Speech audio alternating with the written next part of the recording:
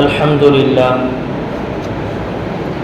لله نحمده ونستعينه ونستغفره ونعوذ بالله من شرور أنفسنا ومن سيئات أعمالنا من يهد الله فلا مضل له ومن يضلل فلا هادي له ونشهد أن لا إله إلا الله وحده لا شريك له ونشهد أن محمدا عبد الله ورسوله أما بعد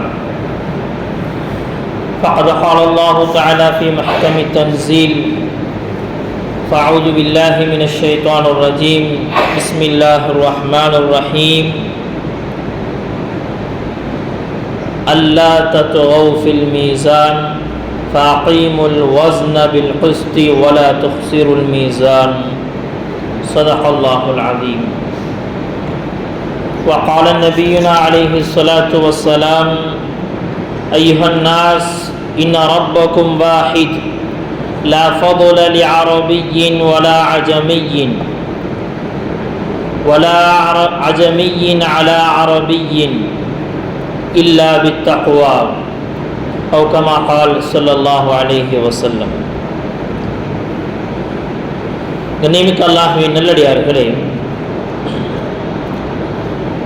பொதுவாக நம்ம எல்லாருமே நம்முடைய விடுமுறை காலங்கள் எடுத்துட்டோம் அப்படின்னு சொன்னால், அந்த விடுமுறை காலங்களை பயன்படுத்தக்கூடிய குடும்பத்தோடு மகிழ்ச்சியாக இருக்கக்கூடிய ஒரு இடம் என்ன அப்படின்னு சொன்னால் ஜூ. அந்த விலங்குகள் அடைக்கப்பட்டு பராமரிக்கப்பட்டு, அந்த விலங்குகள் நம்ம காட்டில் போயெல்லாம் பார்க்க முடியாது அப்படிங்கிற மாதிரி இருக்கக்கூடிய எத்தனையோ பல வகையான விலங்குகள், உயிரினங்கள், பறவைகள் எல்லாமே என்ன அப்படின்னு சொன்னால் அந்த ஜூவில் பாதுகாக்கப்பட்டிருக்கும். அதற்காக அரசாங்கம் தனி ஒரு ஃபண்டை ஒதுக்கு. உயிரினம் அதே போல விலங்கினங்களுடைய அந்த பாதுகாப்புக்காக தனி அமைப்புகள் உருவாக்கப்பட்டிருக்கு.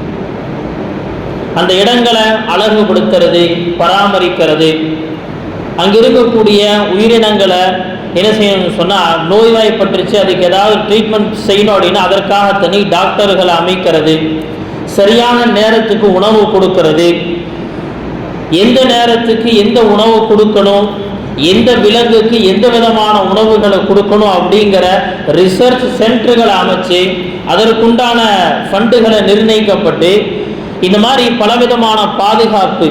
ஒரு பறவை, ஒரு விலங்கு அது காட்டில் இருந்தால் கூட இவ்வளவு பாதுகாப்பாக, இவ்வளவு வயிறு நிரம்பி இருக்காது. அந்த அளவுக்கு என்ன அப்படின்னா எல்லா விதமான சௌகரியங்களையும் செய்து கொடுத்து மக்களுடைய பார்வைக்காக வைக்கப்பட்டிருக்கு. நம்ம எல்லாருமே அதை போய் பார்க்குறோம், மகிழ்ச்சியாக இருக்குது, சந்தோஷமாக இருக்குது. காட்டில் போய் நான் சிங்கத்தை பார்க்கல, இங்கே நின்று பார்த்துக்கிறேன், செல்ஃபி எடுத்துக்கிறேன், புலிக்கு முன்னாடி நின்றுக்கிறேன், செல்ஃபி எடுத்துக்கிறேன், கடல் உயிரினங்களை பார்க்குறேன், செல்ஃபி எடுத்துக்கிறோம். இந்த மாதிரி எவ்வளோ விஷயங்கள். நியமிக்க அல்லாஹ்வின் நல்லடியே, இது எல்லாமே நமக்கு சந்தோஷம். அவ்வளோதான், இது எல்லாமே நமக்கு சந்தோஷம். ஒரு கால் பறவையினுடைய, விலங்கினுடைய அந்த பாஷை தெரிந்த ஒரு மனிதன் அந்த பறவையிடத்திலோ அந்த விலங்கிடத்திலோ பேசினால் அந்த விலங்கு என்ன சொல்லும் அப்படிங்கிறது தான் நாம் இங்கு கவனத்தில் கொள்ளும். அந்த பறவையும் அந்த விலங்குகளும் என்ன தெரியுமா சொல்லும்? நாங்கள் இங்கு மகிழ்ச்சியாக இல்லை அப்படிங்கிற வார்த்தையும் சொல்லும். உண்மையே இல்லை, நாங்கள் இங்கே சந்தோஷமா இல்லை. அப்போ நாம சொல்லலாம், உனக்கு எவ்வளோ ஃபெசிலிட்டி செஞ்சு கொடுத்துருக்கோம், உனக்காக என்ன செஞ்சிருக்கோம்னு சொன்னால் சரியான நேரத்துக்கு சாப்பாடு, அதே போல் என்ன அப்படின்னு சொன்னால் உனக்கான பாதுகாப்பு வளையங்கள், உனக்கான டாக்டர்கள், இந்த மாதிரி எவ்வளோ செஞ்சு கொடுத்துருக்கோம். இவ்வளோ இருந்து மகிழ்ச்சியாக இல்லைன்னு சொல்கிறையே அப்படின்னா அந்த விலங்குகளும் அந்த பறவைகளும் சொல்லக்கூடிய ஒரே வார்த்தை இதுதான், எந்த விதமான கட்டுப்பாடுகளும் இல்லாமல் நாங்கள் காட்டில் சுற்றி திரிந்து கொண்டிருந்தோம். நேரத்துக்கு சாப்பாடு கிடைக்காது, எப்போ வேணாலும் உயிர் போகலாம், எங்களுக்கு பாதுகாப்பான இடம் இல்லை, எப்போ வேண்டுமானாலும் நாங்கள் வேட்டையாடப்படலாம். இது எல்லாம் இருந்தும் கூட நாங்கள் அந்த காட்டில் தான் மகிழ்ச்சியாக வாழ்ந்தோம். எங்களை அடைக்கப்பட்ட கூண்டு தங்க கூடாக இருக்கலாம், ஆனால் அது கூண்டுதான், அது ஒரு சிறைதான். அதனால்தான் நாம பார்க்கிறோம், பறவைகளை கூட்டை விட்டு வெளியே கொண்டு வந்தோம், முதல்ல என்ன செய்யும், அது இவர்கள் நம்மிடத்திலிருந்து தப்பிக்கலாம் என்றுதான் பார்க்கிறோம். நியமிக்கல்லாமே நல்லடியார்களே, 6 அறிவை விட குறைவாக இருக்கக்கூடிய 5 அறிவு 4 அறிவு இருக்கக்கூடிய இந்த பறவைகளுக்குள்ளும் கூட சுதந்திரம் அப்படிங்கிற அந்த ஒரு உணர்வை அல்லாஹ் தஆலா வச்சுதான் படைச்சது. அது என்ன செய்யணும்? சுதந்திரமாக இருக்கும். நியமிக்கல்லாமே நல்லடியார்களே, ஒரு 6 அறிவு இருக்கக்கூடிய ஒரு பறவைக்கும் ஒரு விலங்குக்கும் இந்த உணர்வு இருக்கும் அப்படின்னு சொன்னா மனுஷனுக்கு இல்லாம போயிருமா? மனிதர்களில் சிறைவாசிகளாக யார் இருக்கிறாங்களோ அவங்கள்ட்ட கேட்டு பார்த்தா தெரியும். சிறையில ஜெயில எல்லா விதமான அடிப்படை தேவைகளும் பூர்த்தி செய்யப்படுது. நேரத்துக்கு சாப்பாடு வந்துடும், நேரத்துக்கு சாப்பாடு கொடுத்துருவாங்க. அதே மாதிரி என்னன்னா படிக்கணும்னு சொன்னா படிக்கிறதுக்கு உண்டான ஏற்பாடு, இந்த மாதிரி எவ்வளோ விஷயங்கள் இருக்கோ எல்லாமே சிறையிலும் நடக்கும். ஆனாலும் கூட சிறையில் இருக்கக்கூடிய ஒவ்வொரு தருணமும் அந்த சிறைவாசி அந்த மனுஷன் என்ன யோசிப்பான்? எப்படா இங்கிருந்து விடுதலை அடைவோம் அப்படிங்கிற அந்த சிந்தனை மட்டும்தான் அவனுக்குள்ள இருக்கும். அப்ப அந்த சிந்தனை அப்படிங்கிறது அவனுக்கு என்ன அப்படின்னா இயற்கையாக இருக்கக்கூடிய சிந்தனை, இயற்கையான இந்த சிந்தனையை யாரும் போய் அவருக்கு புகட்டணுங்கிற அவசியம் கிடையாது. யாரும் போய் புகட்டணும் அப்படிங்கிற அவசியம் கிடையாது. நியமிக்கல்லாஹ்வின் நல்லடியார்களே, ஒரு சிறைவாசிக்கு இருக்கக்கூடிய இதே சிந்தனை தான் உலகத்தில் எப்பெல்லாம் மனிதன் அடிமையாக்கப்பட்டானோ, எப்பெல்லாம் மனிதர்கள் அடிமையானார்களோ, வேறொரு சமுதாயம் நம்ம என்ன செய்யுதுன்னு சொன்னா நம்மை அடிமைகளாக பாவிக்குது, நம்ம என்ன செய்ய அழுத்துது அப்படின்னு சொன்னா அந்த நேரத்துல இயற்கையாக ஒவ்வொரு மனிதனுக்குள்ளும் இருந்து பிறக்கக்கூடிய அந்த சிந்தனை தான் சுதந்திர சிந்தனை. நான் யாருக்கும் அடிமையாக இந்த உலகத்தில் வாழ வரல. நியமிக்கல்லாஹ்வின் நல்லடியார்களே, இந்த சுதந்திரமான சிந்தனை எப்போ சமுதாயத்துக்கு மத்தியில் வந்துருச்சோ இந்த சுதந்திரத்தை அடைவதற்காக சில சமயம் உயிரை இழக்கிறோம், சில சமயம் பொருள்களை இழந்தாங்க, சில சமயம் பிள்ளைகளை இழக்கிறார்கள், சில சமயம் கண்களுக்கு முன்பாக அவருடைய வீட்டு பெண்கள் மானபங்கப்படுத்தப்படுகிறார்கள். இது எல்லாமே நடக்கும். இதற்காக ஒரே ஒரு சிந்தனை, இந்த நாட்டில் இந்த இடத்தில் என்னுடைய வீட்டில் நான் சுதந்திரமாக இருக்கும். நியமிக்கல்லாஹ்வின் நல்லடியார்களே, இந்த இயற்கையான இந்த சிந்தனைக்கு வழிவகுத்து கொடுத்தது இஸ்லாம். இந்த இயற்கையான இந்த சிந்தனைக்கு வழிவகுத்து கொடுத்தது இஸ்லாம். அதனால தான் நம்ம பார்க்கிறோம், இஸ்லாத்தை பொறுத்த வரைக்கும் ஒரு சுதந்திரம் அப்படிங்கிறது ஒரு மனிதனுடைய இயற்கையான பிறப்புரிமை. அவனுடைய பிறப்புரிமையில் கட்டுப்பட்டதான் அந்த மனிதன் இந்த உலகத்தில் சுதந்திரமாக வாழ வேண்டும். நபி ஸல்லல்லாஹு அலைஹி வஸல்லம் இந்த உலகத்துல அவர்கள் தன்னை நபியாக அறிமுகப்படுத்திய அந்த தருணம் எப்படி இருந்துச்சு தெரியுமா? இந்த உலகத்துல 2 பெரிய அரசர், 2 பெரிய வல்லரசுகள் இந்த உலகை ஆட்சி செய்து கொண்டிருக்கு. ஒரு பக்கம் ஈரான், இன்னொரு பக்கம் ரோம். ஒரு பக்கம் பாரசீகர்கள், இன்னொரு பக்கம் ரோமானியர்கள் இந்த உலகத்தை ஆட்சி செஞ்சு கொண்டிருக்கிறாங்க. நியமிக்கல்லாஹ்வின் நல்லடியார்களே, இந்த இடத்துல அவர்கள் எப்படி இருந்தாங்க என்று சொன்னால் எல்லா மனிதர்களும் மன்னர்களுடைய அடிமைகளாகத்தான் இருந்தாங்க. எல்லா மனிதர்களும் மன்னர்களுடைய அடிமை. அவங்க வெறும் அடிமையாக மட்டும்தான் இந்த உலகத்தில் வாழணும். அவங்க என்ன செய்ய முடியாது? இந்த உலகத்தில் அவர்கள் சுதந்திரமாக வாழ முடியாது. அப்படிங்கிறத விட ஒரு மனிதன் சுதந்திரமாக வாழணும் அப்படிங்கிற சிந்தனையை அவங்களை விட்டு போயிடுச்சு. அந்த அளவுக்கு என்ன சொன்னா காலம் காலமாக வெறும் அடிமைகளாகவே வாழ்ந்துட்டு வர்றாங்க. நபி ஸல்லல்லாஹு அலைஹி வஸல்லம் இந்த உலகத்துல வந்து செய்த அவர்கள் நிறைய புரட்சிகள்ல இது ஒரு புரட்சி. இந்த உலகத்துல ஒரு மனிதன் இன்னொரு மனிதனுக்கு அடிமையாக வாழக்கூடாது. இந்த உலகத்துல ஒரு மனிதன் அடிமையாக இருக்கிறான் என்று சொன்னால் அவன் தன்னை படைத்த ரப்புக்கு மட்டும்தான் அவன் அடிமை, வேற யாருக்கும் அடிமையாக இருக்கக்கூடாது. நியமிக்கல்லாஹ்வின் நல்லடியார்களே, ரபிஈ இப்னு ஆமிர் ரலியல்லாஹு அன்ஹு இந்த சஹாபி அந்த நாட்டு அரசனுக்கு முன்னாடி போய் நின்று அவங்க சொன்ன ஒரே வார்த்தை இதுதான், அல்லாஹு இப்தஅஸனா, எங்களை அல்லாஹு தஆலா இந்த இடத்திற்கு அனுப்பி இருக்கிறான், நாங்களாக வரல. எதற்காக? லினுக்ரிஜல் இபாத மின் இபாதத்தில் இபாத் இலா ரப்பில் இபாத். மனிதனுக்கு அடிமைப்பட்டு கிடைக்கக்கூடிய இந்த கேவலமான நிலையிலிருந்து இந்த மனிதனை அல்லாஹுடைய அடிமையாக மாற்ற வேண்டும். அதற்காகத்தான் நாங்கள் வந்திருக்கோம். இந்த உலகத்தில் நபி ஸல்லல்லாஹு அலைஹி வஸல்லம் அவங்க என்ன செஞ்சாங்க, சஹாபாக்களுடைய உள்ளத்துல இதை புகுத்துனாங்க. நீங்கள் யாருக்கும் அடிமை இல்லை, நீங்கள் அல்லாஹ்வுக்கு மட்டும்தான் அடிமை. இந்த உலகத்தினுடைய ஆசாபாசங்களுக்கு நீங்கள் அடிமை அல்ல, நீங்கள் அல்லாஹ்வுக்கு அடிமை. இந்த உலகத்தினுடைய எந்த ஆட்சியாளருக்கும் நீங்கள் அடிமைகள் அல்ல, நீங்கள் அல்லாஹ்வுக்கு அடிமை. கண்ணியமிக்கல்லாகவே நல்லடியார்களே, அல்லாஹும் தன்னுடைய ரப்பை, தன்னுடைய ரசூலை பற்றி இப்படிதான் சொல்றா, சுப்ஹானல்லதி அஸ்ரா பிஅப்திஹி. இவ்வளவு உயர்ந்த ரசூல், லா இலாஹ இல்லல்லாஹ் எங்கு எழுதப்பட்டுச்சோ அந்த அரிசில முஹம்மது ரசூலுல்லாஹ் எழுதப்பட்டிருக்கு. இவ்வளவு உயர்ந்த நபியை அல்லாஹ் தஆலா குர்ஆன்ல ஒரு இடத்துல எப்படி சொல்றான், தன்னுடைய அடிமையை விண்ணுலகிற்கு அழைத்து சென்றான் இரவோடு இரவா. தன்னுடைய அடிமை அவ்வளவு உயர்ந்த ரசூலாக இருந்தாலும் அந்த ரசூல் இடத்துல அல்லாஹ் விரும்பியது என்னன்னா, அந்த அடிமைத்தனத்தை விரும்பினான். இந்த உலகத்துல நீங்கள் அல்லாஹுக்கு மட்டும்தான் அடிமை. அதனால நபி அவங்க சொன்னாங்க, தைஸ அப்துத் தீனார் தைஸ அப்துத் தராஹிம். இந்த உலகத்துல பணங்காசுகளுடைய அடிமைகளாக யார் இருக்கிறானோ அவனுக்கு நாசம் உண்டாகட்டும். நாம் எதற்காக வந்திருக்கோம்? இந்த உலகத்துல பணங்காசுகளுடைய அடிமைகள் அல்ல. நாம் இந்த உலகத்தில் அல்லாஹுடைய அடிமைகளாக வாழ வந்திருக்கிறோம்.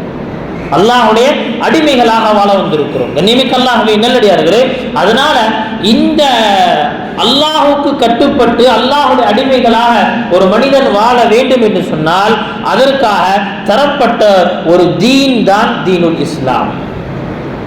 இந்த உலகத்தில் யார் தீனுல் இஸ்லாத்தை முஸ்லீமாக மாறி விடுகிறாரோ அவர் இந்த உலகத்தில் யாருக்கும் அடிமை அல்ல, இவன் அல்லாஹுக்கு மட்டும்தான் அடிமை. எனவே முதல்ல நபி ஸல்லல்லாஹு அலைஹி வஸல்லம் அவர்கள் என்ன செஞ்சாங்க, சமுதாயத்திற்கு இந்த சுதந்திர சிந்தனையை விதைச்சாங்க. இந்த சுதந்திர சிந்தனையை விதைச்சாங்க. சுதந்திரம் அப்படின்னு சொன்னா இன்னைக்கு என்னங்க, நம்மை பொறுத்த வரைக்கும் சாப்பாட்டுடைய சுதந்திரம், நினைச்சபடி நான் ட்ரெஸ் போட்டுக்குவேன், நினைச்சதெல்லாம் செய்வேன், இதற்கு பேர் சுதந்திரம் அல்ல. இதற்கு பேர் சுதந்திரம் அல்ல. இதற்கு பேர் என்னன்னா அன்கண்ட்ரோல். ஏன்னா கட்டுப்பாட்டை இழந்து என்ன செய்யுதுன்னா, ஒரு வண்டி அன்கண்ட்ரோல் ஆகி போயிட்டே இருக்குன்னா எங்க வேண்டுமானாலும் எப்ப வேண்டுமானாலும் அது ஆக்சிடென்ட் ஆகலாம், எவ்வளவு வேகம் வேணா போகலாம். தூரத்திலிருந்து பார்க்கறோம், என்ன செய்யலாம், வண்டி வர எவ்வளவு ஃபாஸ்டா போகுது அப்படின்னு பேசிக்கலாம். இந்த ஃபாஸ்ட் என்ன ஆகும், அவனை எங்காடு கொண்டு போய் அடிச்சு அவனுக்கு மூச்சு கொடுத்துரும். நல்லடியாலே கட்டுப்பட்ட வாழ்க்கை அது யாருக்கு? மனிதர்களுக்கு அல்ல, அல்லாஹ்வுக்கு கட்டுப்பட்ட வாழ்க்கை. அப்ப நான் சொல்லிட்டு வந்தது, இயற்கையாகவே அல்லாஹ் சுப்ஹானஹு வ தஆலா ஒவ்வொரு மனிதனுக்குள்ளேயும் சுதந்திரம் அப்படிங்கிற அந்த சிந்தனையை விதைச்சிருக்கிறான். அதனால தான் என்ன அப்படின்னு சொன்னா, இந்த உலகத்தில் நபி ஸல்லல்லாஹு அலைஹி வஸல்லம் அதை இந்த உம்மத்துக்கு என்ன செஞ்சாங்க, வெளிக்கொண்டு வந்தார்கள். சொன்னாங்க, யா அய்யுஹன் நாஸ், ஓ மக்களே, இன்ன ரப்பக்கும் வாஹித், உங்களுடைய ரப்பு ஒரே ஒருத்தன் தான். உங்களுடைய ரப்பு ஒரே ஒருத்தன் தான். வ அபூக்கும் வாஹித், உங்களுடைய தந்தை ஒரே ஒருத்தர் தான். வாபுக்கும் ஆதம், உங்களுடைய தந்தை ஆதம் அலைஹிஸ்ஸலாம். நீங்கள் எல்லாருமே ஆதமுடைய மக்கள். நீங்கள் எல்லாமே ஆதமுடைய மக்கள். வஆதமு மின் துராப், ஆதம் மண்ணால் படைக்கப்பட்டவர். ஆதம் மண்ணால் படைக்கப்பட்டவர். லா ஃபதுல லிஅரபியின் அலா அஜமியின், இந்த உலகத்தில் அரபி பேசக்கூடியவர்கள் எல்லாத்தையோட சிறந்தவர்கள் அப்படின்னு கிடையாது. அரபி பேச தெரியாதவர்கள் அரபியர்களை விட உயர்ந்தவர்கள் அதுவும் கிடையாது. வெள்ளையர்கள் கருப்பர்களை விட உயர்ந்தவர்கள் கிடையாது. கருப்பர்கள் வெள்ளையர்களை விட உயர்ந்தவர்கள் கிடையாது. இல்லா பித்தக்வா, உங்களுடைய இறையச்சம் தான் உங்களை அல்லாஹ்விடத்தில் உயர்த்தியதாக இருக்கும். உங்களுடைய தக்வா தான், உங்களுடைய இறை நம்பிக்கை தான். உங்களுடைய செல்வங்கள் உங்களை உயர்த்துவதல்ல, உங்களுடைய பதவிகள் உங்களை உயர்த்துவதல்ல, மாறாக உங்களுடைய தக்வா தான் உங்களை உயர்த்தி நிற்கும். நபி ஸல்லல்லாஹு அலைஹி வஸல்லம் அவங்க என்ன செஞ்சாங்க, இந்த சிந்தனையை வைத்தார்கள். எனவே அந்த சஹாபாக்கள் முழு உலகிற்கும் எவ்வளவு பெரிய பிரம்மாண்டமான இடத்துக்கு போனாலும் கூட என்ன செய்யல, அவர்கள் மசியவில்லை. அவங்க எங்கேயும் வளைந்து கொடுக்கல. காரணம் என்ன? ஒரே ஒரு விஷயம், தன்னுடைய உள்ளத்தில் அல்லாஹ்வை ஏற்றுக்கொண்டார்கள். அல்லாஹ்வுடைய அடிமைகளாக இந்த உலகத்தில் வாழ்ந்தார்கள். அநேமிக்க அல்லாஹ்வை நல்லடியார்களே, மொத்தத்தில் சுதந்திர சிந்தனை அப்படிங்கிறது இஸ்லாம் நமக்கு தந்த மிகப்பெரிய ஒரு கிஃப்ட். இந்த உலகத்தில் எத்தனை சுதந்திர வரலாறுகள் இருக்கோ இது எல்லாமே இஸ்லாம் தோன்றியதற்கு பிறகுதான் இந்த உலகத்தில் உருவானது. ஆனா பொதுவாக இந்த ஜனநாயக சிந்தனையை முதல்ல உருவாக்குனது யார் அப்படின்னு சொன்னா அந்த தத்துவ ஞானிகள் அப்படின்னு சொல்லி மேற்குலகத்துல சிலரை பேசிக்குவாங்க. அரிஸ்டாட்டில் அவருடைய ஆசிரியர் பிளாட்டோ, இவரைத்தான் என்ன செய்வாங்கன்னா இந்த உலகத்துல என்ன செஞ்சாங்க, சுதந்திரத்தை ஜனநாயகத்தை உருவாக்கியவர்கள் அப்படின்னு பேசுறாங்க. உண்மையல்ல அது. அந்த மேற்கத்திய அந்த சிந்தனையில் அவங்க எப்படிப்பட்ட நபர்களாக இருந்தார்கள்? மனிதர்களை என்ன செய்யணும்னா அவங்க என்ன செய்யணும், வேறுபாடு காட்டுகிறாங்க. எப்படி வேறுபாடு? நீங்க சொல்றாங்கல்ல, இந்துக்களை பொறுத்த வரைக்கும் சில மக்களை இறைவன் தன்னுடைய தலையிலிருந்து படைச்சான், இடுப்பிலிருந்து படைச்சான் அப்படின்னு சொல்லி என்ன செய்யறாங்கன்னா அப்படி எப்படி செய்யறாங்க, ஒரு வர்ண பிரிவை ஏற்படுத்திக்கிறார்களே. இதே வர்ண பிரிவை என்ன செஞ்சாங்கன்னா இந்த தத்துவ ஞானிகள் வச்சிருந்தாங்க. இந்த தத்துவ ஞானிகள் வச்சிருந்தாங்க. அவர்களுடைய முதல் கொள்கை என்ன அப்படின்னு சொன்னா, தத்துவ ஞானிகள் மட்டும்தான் இந்த உலகத்தை ஆட்சி செய்ய பிறந்தவர்கள். தத்துவ ஞானிகளை இறைவன் தங்கத்தால் படைத்தார், அவர்களுடைய உதவியாளர்களை வெள்ளியால் படைத்தார், அதற்கு கீழே இருக்கக்கூடிய விவசாயிகளையும் ஏழைகளையும் இரும்பாலும் பித்தளையாலும் படைத்திருக்கிறார் அப்படிங்கிறது அவர்களுடைய சிந்தனை. அவருடைய மாணவர் அரிஸ்டாட்டில், அவருடைய சிந்தனை என்ன, இந்த உலகத்தில் பிறப்பால் ஏழையாக இருப்பவர்கள் எல்லாமே அடிமைகள், பிறப்பால் பணக்காரர்களாக யார் இருக்கிறார்களோ அவர்கள் தான் இந்த உலகத்தை ஆட்சி செய்ய வந்தவர்கள். இவங்கெல்லாம் என்ன செய்யறாங்க, இன்னைக்கு ஜனநாயகத்தினுடைய ஒரு ஹீரோக்களாக பார்க்கப்படுகிறார். உண்மை இல்ல. இந்த உலகத்துல மனிதர்களுடைய சரியான ரைட்ஸ், ஹியூமன் ரைட்ஸ் இந்த உலகத்துல வாங்கி கொடுத்தது இஸ்லாம் மட்டும்தான். வேற யாரும் இந்த உலகத்துல என்ன செய்யல, ஹியூமன் ரைட்ஸை வாங்கி கொடுக்கல. கண்ணியமிக்க அல்லாஹ்வின் நல்லடியார்களே, அல்லாஹ் சுப்ஹானஹு வ தஆலா குர்ஆன்ல எவ்வளவு விஷயங்களை சொல்லி காட்டுறான், எவ்வளவு விஷயங்களை சொல்லி காட்டுறான். மனிதர்களுக்கு மத்தியில எந்த கட்டத்திலும் என்ன செய்யக்கூடாது, நீங்கள் மனிதர்களை பிரித்து பார்த்து விடக்கூடாது. அல்லாஹ் ததுகவு ஃபில் மீசான், தராசில நீங்க எந்த விதமான மோசடியும் செய்து விட வேண்டாம். ரசூல்மார்களை அனுப்பியதனுடைய நோக்கம் என்ன, லியஹூமன் நாஸு பில் கிஸ்த், மனிதர்களுக்கு மத்தியில நீதத்தை அவர்கள் நிலைநாட்ட வேண்டும். கண்ணியமிக்க அல்லாஹ்வின் நல்லடியார்களே, இப்படி குர்ஆன்ல எல்லா இடத்திலும் அல்லாஹ் சுப்ஹானஹு வ தஆலா நீதத்தை பற்றி பேசுகிறான். தாவூத் அலைஹிஸ்ஸலாம் அவருடைய காலத்துல ஒரு பெண் தாவூத் அலைஹிஸ்ஸலாம் வந்து கேட்டானா, நபியே அல்லாஹ் தஆலா நீதவானா அநியாயக்காரனான்னு கேட்டான். கேட்டால் இதுல என்ன உனக்கு சந்தேகம், அல்லாஹ் தஆலா நியாயவான்கிறதுல உனக்கு என்ன சந்தேகம் வந்துருச்சு சொன்னாங்களா, எனக்கு 6 குழந்தைகள், எனக்கு 6 குழந்தைகள், நான் என்ன செய்யறேன் அப்படின்னு சொன்னா, நான் நூல் கண்ட என்ன செய்ய பின்னி அதை விற்று அதிலிருந்து வரக்கூடிய வருமானத்தை ஈட்டிதான் என்னுடைய குழந்தைகளுக்கு உணவு கொடுத்துட்டு இருக்கேன். எங்கிருந்தோ ஒரு பறவை வந்தது, வந்து அந்த கண்டை தூக்கிட்டு போயிருச்சு, அந்த கைப்பினுடைய அந்த பண்டலை தூக்கிட்டு போயிருச்சு அப்படின்னு பேசிட்டு இருக்கும் போது என்ன செய்யறாங்கன்னா, அந்த கடற்கரை ஓரத்திலிருந்து சில பேர் இறங்குனாங்க. இறங்கி வந்தவங்க என்ன செய்யறாங்கன்னு சொன்னா, யாரையோ தேடுறாங்க.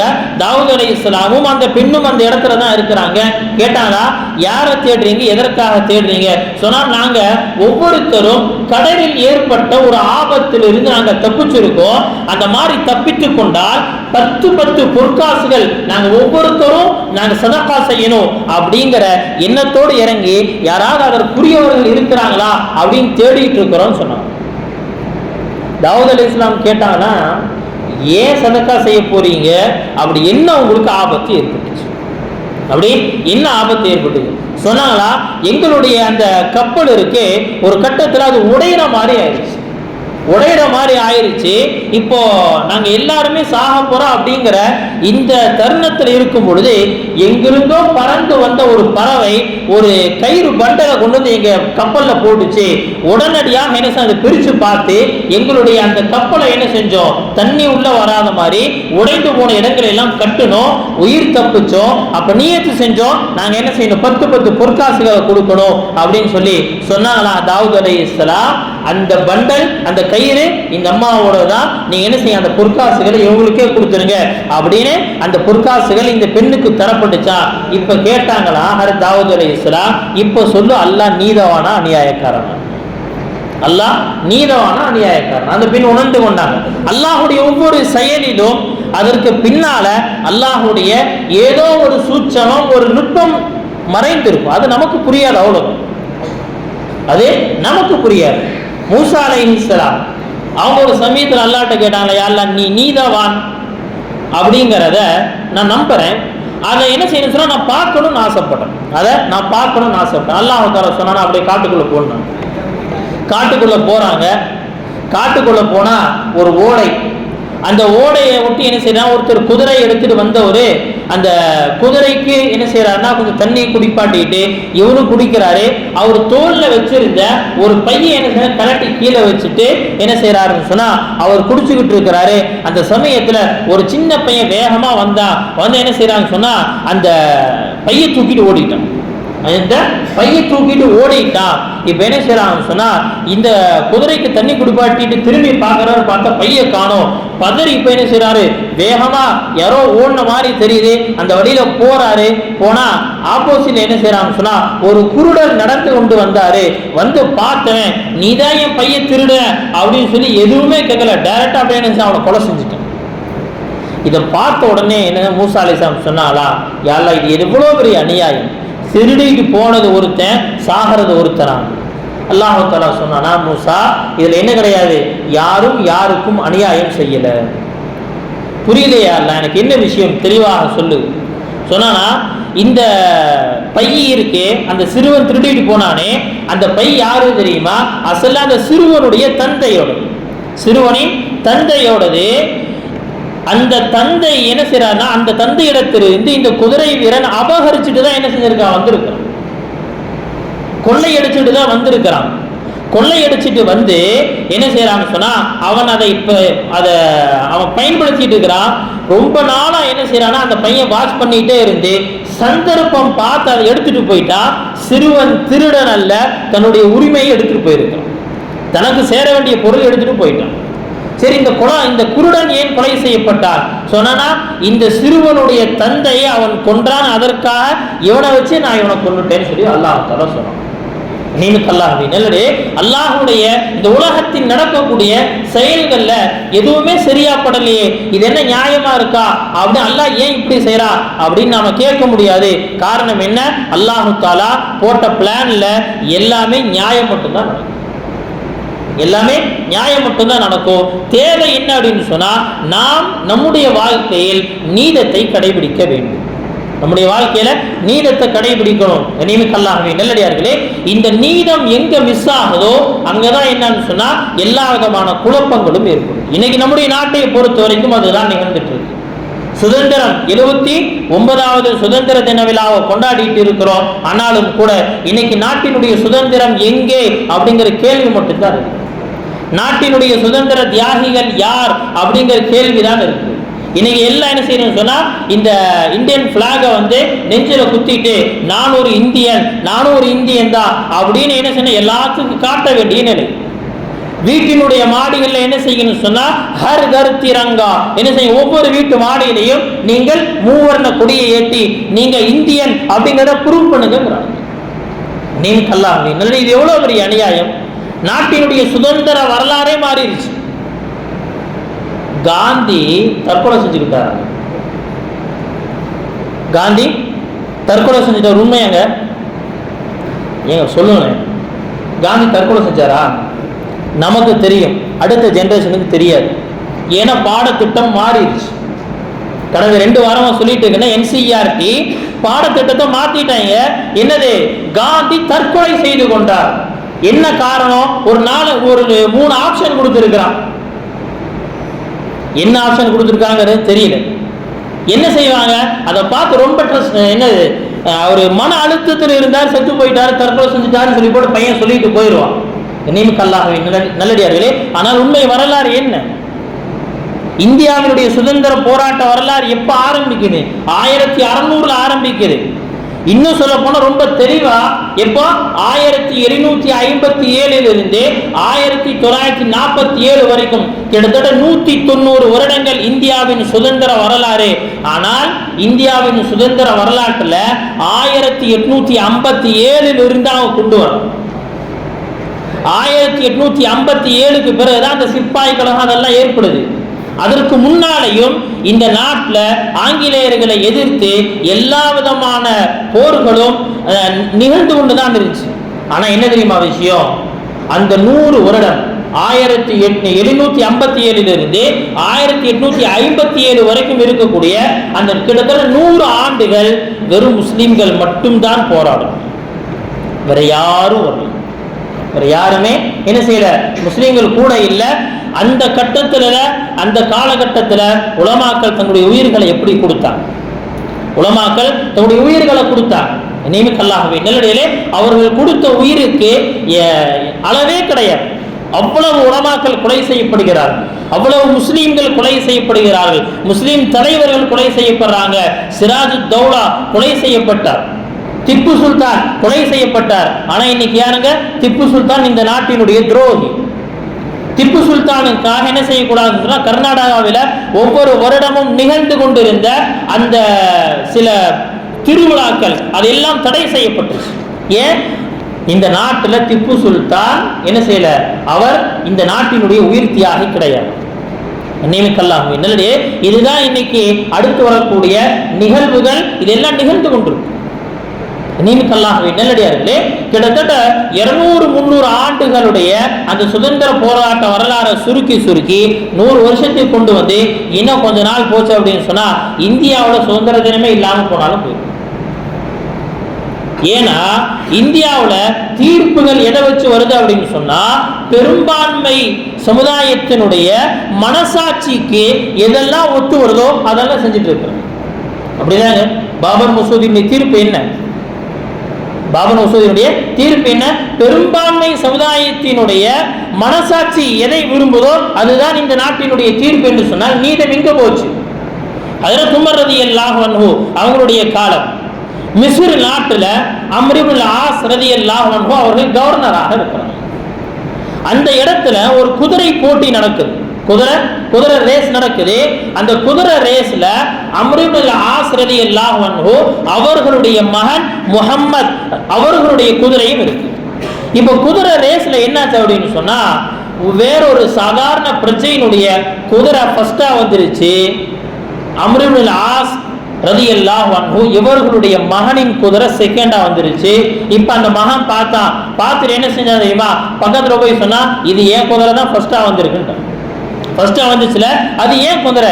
இவன் சொல்ற இல்ல இல்ல இது என்னுடைய குதிரை, இதேதான் ஃபர்ஸ்டா வந்திருக்கு, முதல்ல வந்தது என்னுடைய குதிரை தான், அடையாளங்களோட பேசுறான். அவர் உடனே என்ன தெரியுமா செஞ்சார்? முஹம்மத் அம்ர் இப்னு ஆஸ் ரலியல்லாஹு அன்ஹு அவருடைய மகன் முஹம்மத் என்ன செஞ்சா, கையில் இருக்கக்கூடிய அந்த சாட்டை எடுத்து என்ன செஞ்சா, அடிச்சுட்டு சொன்னானா, ஆனா இப்னுல் அக்ரமி, நாங்க யார் தெரியுமா?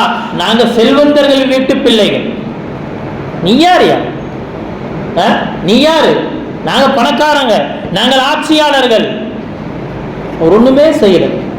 உமர் ரலியல்லாஹு அன்ஹு அவரிடத்துல நேரா வந்துட்டாரு, எல்லா விஷயத்தையும் சொல்றாரு. சொன்ன உடனே உமர் ரலியல்லாஹு அன்ஹு ஒரு கடிதம் எழுதுறாங்க. இந்த கடிதம் கிடைத்தவுடன் நீயும் உனது மகனும் கிளம்பி மதீனாவுக்கு வரணும்.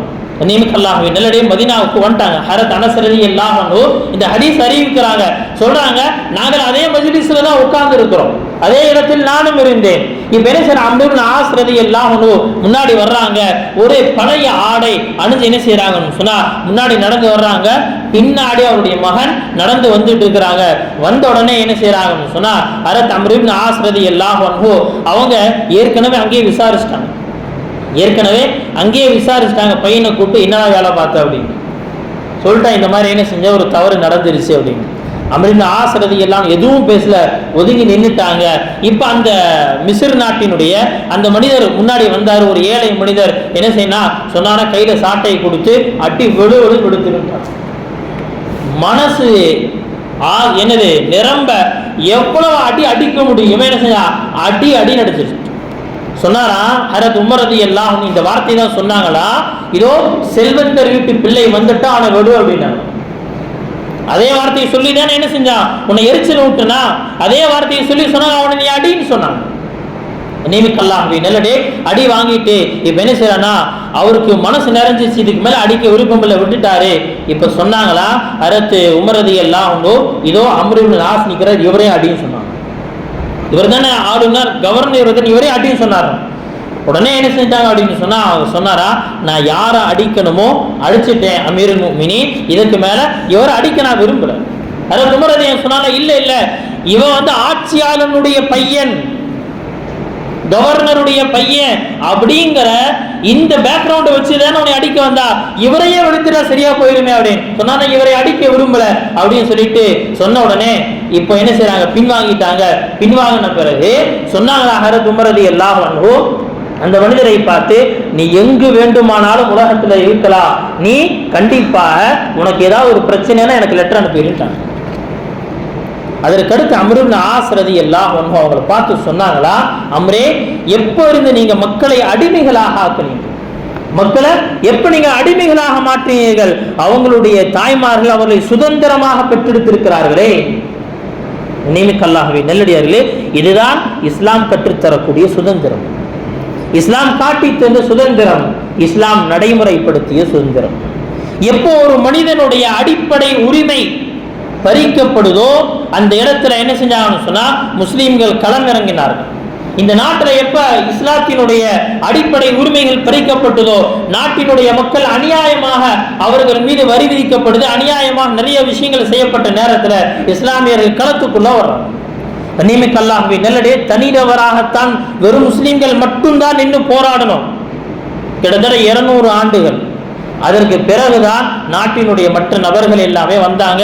ஆனால் நாம் இந்த சுதந்திர போராட்டத்தை என்ன செய்யறேன்னு சொன்னா, எந்த விதமான பதவிக்காக செய்யல, எந்த விதமான பதவிக்காக செய்யல, எங்களுக்கு இந்த நாட்டினுடைய ஆட்சி வேணுங்கிறதுக்காக செய்யல. மாறாக இந்த நாட்டினுடைய சுதந்திர போராட்டம் முஸ்லிம்களிடத்துல இருந்த ஒரே ஒரு நம்பிக்கை என்ன தெரியுமா, சுதந்திரம், தனி மனித உரிமை. இந்த உரிமையை பறிப்பது அநியாயம், அந்த அநியாயத்துக்கு எதிராக குரல் கொடுப்பது ஜிஹாத், அந்த ஜிஹாதில் இறப்பது ஷஹாதத். நியமிக்கல்லாஹு நல்ல உயிரை கொடுத்து ஷஹாதத்தை வாங்கிட்டு அவங்க என்ன செஞ்சாங்க, ஆங்கிலேயரிடத்திலிருந்து இந்த இந்தியாவை மீட்டு கொடுத்துட்டு என்ன செஞ்சாங்க, போயிட்டாங்க.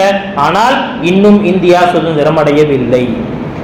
கடந்த வாரத்துல என்னாச்சுங்க, நிகழ்ந்தது என்ன, ஒரு முஸ்லீம் கபரஸ்தானுக்குள்ள, ஃபத்தஹ்பூர்ல ஒரு முஸ்லீம் கபரஸ்தானுக்குள்ள நுழைஞ்சு எல்லா விதமான கபறுகளும் என்ன செய்யப்பட்டுச்சுன்னு சொன்னா துவம்சம் செய்யப்படுது. மஸ்ஜிதுகள் என்ன செய்யப்படுது, இடிக்கப்பட்டுச்சு. எல்லா விதமான அநியாயங்களும். இது எப்படிங்க, பிரஸ் மீட்ல அவங்க பேசுறாங்க, பிரஸ் மீட்ல என்ன செய்யறாங்க, அவங்க சொல்றாங்க, இந்த இடம் சிவலிங்கம் இருந்த இடம் மாதிரி எங்களுக்கு தெரியுது, அதனால நாங்கள் அடிக்கடி இங்க ஊர்வலமாகவோ தனியாகவோ நாங்க என்ன செய்வோம்னா இந்த இடத்துல பூஜிக்கணும், இதற்காக இந்த இடத்தை சுத்தம் பண்ணி கொடுன்னு கேட்கும்.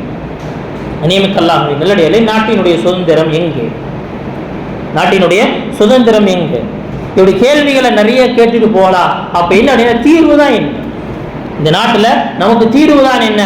இந்த நாட்டில் நாம் சுதந்திரமாக வாழணும் அப்படின்னு சொன்னா முதல் தீர்வு என்ன தெரியுமா, நம்முடைய சிந்தனைகளை அல்லாஹ்வோடு திருப்பணும். வேற எதுவுமே கிடையாது. இந்த உலகத்தினுடைய ஆட்சியை முடிவு செய்வோம் நம்முடைய ரப்பு. ஆனா நிலைமை என்னங்க, நிலைமை என்ன, நாம எந்த வாசலில் நின்று கொண்டிருக்கிறோம்?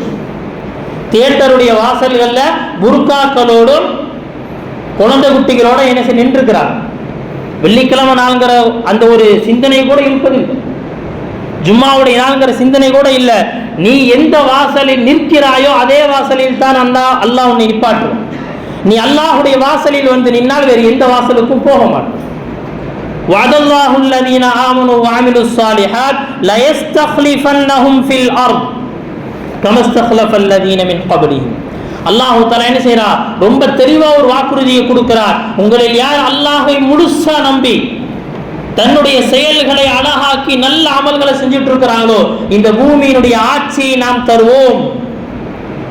அல்லாஹ் என்ன செய்றான், சொர்க்கத்தை கொடுப்பேன், சொர்க்கத்தில் உயர்ந்த அந்தஸ்து கொடுப்பேன் அப்படிங்கறதெல்லாம் பேசல. முதல்ல சொல்றாங்க, யஸ்தக்லிஃபன்னகும் ஃபில் அர்த், பூமியில் ஆட்சி வேணுமா, இந்த நாட்டை ஆளுகின்ற திராணி உங்களுக்கு வேணுமா, முதலில் நீங்கள் எனக்கு கட்டுப்பட்ட வாழ்க்கையை வாழுங்க. உங்களிடத்திலிருந்து ஆட்சி யாரும் பறிக்க முடியாது. வேற இடத்திலிருந்து ஆட்சியை பறிச்சு உங்களிடத்தில் கொடுப்பது அப்படிங்கிற அல்லாஹ்வுக்கு என்ன பாரதூரமான காரியமும் அல்ல. ஏன் தெரியுமா, கமஸ்தக்லஃபல்லதீன மின் கப்லிஹிம், உங்களுக்கு முன்னால வாழ்ந்தவங்களுக்கும் நான் ஆட்சியை கொடுத்திருக்கிறேன். ரொம்ப தெளிவான ரொம்ப சிம்பிளான ஒரு உதாரணம் என்னங்க, ஹஜ்ரத் மூசா அலைஹிஸ்ஸலாம் ஃபிரௌனுடைய ஆட்சி அநியாயம் தலை தூக்கியதே அல்லாஹ் தஆலா அழித்து காண்பிச்சு என்ன செஞ்சான்னு சொன்னா, ஹஜ்ரத் மூசா அலைஹிஸ்ஸலாம் பனி இஸ்ராயீலுக்கு மீண்டும் ஆட்சியை கொடுத்தான், மீண்டும் ஆட்சியை கொடுத்தான். இன்னல் அர்த லில்லாஹ் யூரிதுஹா மன் யஷாஉ மின் இபாதி, அல்லாஹ் ரொம்ப தெளிவா சொல்றார், இந்த பூமி அல்லாஹ்வுக்கு சொந்தமானது, இந்த பூமி அல்லாஹ்வுக்கு சொந்தமானது. யூரிசுஹா மன் யஷாஉ மின் இபாதி, இந்த பூமியை ஆட்சி செய்யக்கூடிய அந்த பொறுப்பை தன்னுடைய அடியார்களில் யாருக்கு வேண்டுமானாலும் கொடுப்பார். ஒரே ஒரு நிபந்தனை என்ன, நீங்கள் அதற்கு தகுதியானவர்களாக உருவாக்கி கொள்ள வேண்டும். உங்களை நீங்க என்ன செய்யணும், நாம் நம்மை இப்படி உருவாக்கி கொள்ளணும். இந்த பூமியினுடைய ஆட்சியாளர்களாக நாம் ஆகணும்னு சொன்னா அதற்கு உண்டான எல்லா விதமான குவாலிஃபிகேஷனும் வேணும். குவாலிஃபிகேஷன் என்னங்க, இன்னைக்கு இன்றைய அரசாங்கத்தை பொறுத்த வரைக்கும் குவாலிஃபிகேஷன் என்னங்க, முஸ்லீம் வெறுப்பு பிரச்சாரத்தை செய்யணும், அது ஒரு குவாலிஃபிகேஷன். திருடணும், கொள்ளையடிக்கணும், இது ஒரு குவாலிஃபிகேஷன். ஏன்னா நல்லவர்கள் எல்லாமே ஜெயில்ல, தீயவர்கள் எல்லாமே ஆட்சி. இதான் இன்னைக்கு இருக்கு. நிலை இந்த நிலை மாறணும் அப்படின்னு சொன்னா முதலில் நம்முடைய செயல்களை அழகாக்க வேண்டும். செயல்களுக்கு உண்டான தீர்ப்பை அல்லாஹ் அழகாக்குவார். அல்லாஹ் சுப்ஹானஹு வ தஆலா அப்படி நம்முடைய செயல்களை அழகாக்கி செயல்களுக்கு தக்கவாறு நல்ல தீர்ப்புகளை இந்த நாட்டில் ஏற்படுத்தி தருவானாக. வஆகிரு தஅவானா அல்ஹம்துலில்லாஹி ரப்பில் ஆலமீன். சுன்னத்துல்லாஹி சுன்னத்துல்லாஹி.